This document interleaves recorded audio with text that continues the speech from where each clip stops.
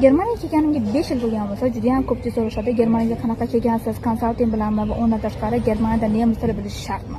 Endi birinchi savolga kelgan bo'lsak, konsalting. Mani yo'q deyman, chunki men Germaniyaga bez konsalting kelganman va bu da imkonli, bu o'zlariga bog'liq. Google'ga kirasizlar, adres, joy, davlat yozasizlar, email yozasizlar, bo'sh ish o'rni bormi yoki yo'qmi, ular har deydi, dokumentlar ketadi, unzavaydi. Mana shu narsani sizlar просто так через odam qo'yib pul to'lab qo'ygan bo'lasizlar, vaqtlarni ketkazib ham pulni. Bu narsani men xohlamaganman. Pulimni, vaqtimni tejash uchun o'zim bez konsalting qilganman.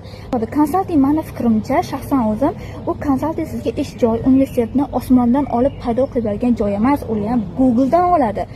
Tushunasizlar, mana shu narsani men sizlarga prosta tushuntirmoqchiman. Tilga kelgan bo'lsak, men sizlarga bitta aniq qilib beraman, misol aytaman. O'zbekistonda misol keltiraylik. Kimdir O'zbekistonda agar mabodo nemischa, koreyscha gapirsam, koreysda O'zbekistonda sanko nima o'zbekcha gapiradi deb iddao qilasa, xuddi shunaqa bizda iddao qiladigan odamlar bor bo'lsa, Germaniyada ham xuddi shunaqa iddao qiladigan odamlar bor. Ya'ni Germaniyada sanko, davay nemischa gapiradi, sizga qarab talab qilishi mumkin. Bu hamma joyda emas, no prosta o'zimizdagi holatni Germaniyaga tasavvur qilinglar. Bu degani baribir sizga nemis tili kerak. Haqqimizda bitta gap bor, til bilgan el biladi. Bu degani siz til bilsangiz hamma narsa qo'lingizdan keladi. Hech kimga yalinmaysiz, iltimos qilmaysiz, minnatli osh bo'lmaydi.